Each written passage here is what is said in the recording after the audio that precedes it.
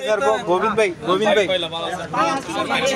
हो white shirt थोडा इकडे सारखा ना कसं सारखायचं त्यांच्या हातात पण द्या ना थोडासा. आज पोलिसांनी हजर केलेल्या आरोपींची व्हीसीद्वारे कोर्टापुढे त्यांना हजर करण्यात आलं आणि पोलिसांनी त्यांची न्यायालयीन कोठडीची मागणी कोर्टाला केली होती.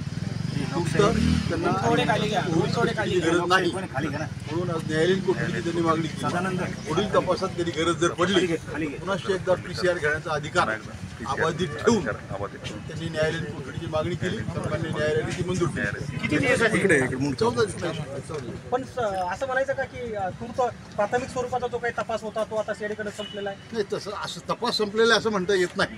पण आज मितीला त्यांना कस्टडी नको एवढं. आरोपींना वेगवेगळ्या जेलमध्ये ठेवलं जाणार का एकत्रित? हो वेगवेगळे आता काही आरोपी माजलगावला आहेत, काही आरोपी घेऊन राहिले. वकील साहेब सुनावल्याच्या नंतर वेगवेगळ्या जेलमध्ये नाही ते नाही सांगू शकत. ते पोलीस प्रशासनाचा किंवा जेल प्रशासनाचा आरोपीच्या वकिलांनी देखील नवीन काय आरोपीच्या वकिलांनी देखील एक मागणी केलेली आहे, ती कुठली होती आणि त्यांचं काय म्हणणं होतं? नाही आरोपी वगैरे काय मागणी केली नाही. म्हणजे मी जिथपर्यंत तिथं होतो तोपर्यंत त्यांची काय मागणी नव्हती. त्यांनी एवढं म्हणाले की आम्हाला आरोपीला बोलण्याची संधी द्या. ती न्यायालयाने म्हणून त्यांना संधी दिलेली आहे. व्हिडिओ कॉन्फरन्सिंगद्वारे येस सुरक्षेच्या कारणास्तव झाली का इतर कारणास्तव? आता ते जेल प्रशासनाचा विषय त्याच्याबद्दल मी नाही मत व्यक्त सर म्हणजे 15 दिवसात जी सुनावणी झाली ती व्हिडिओ कॉन्फरन्सद्वारे झाली. हो. ती नेमकी सुरक्षेच्या कारणामुळे कशी? हा सुरक्षित निश्चित सुरक्षित म्हणजे ह्या 15 दिवसात काहीच नाही सर्व हो हो आता आरोपी ऍप्लिकेशन करू शकतात बेलसाठी?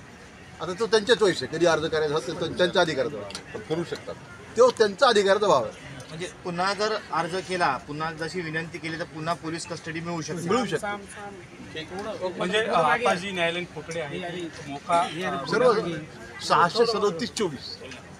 Yes okay sir thank you.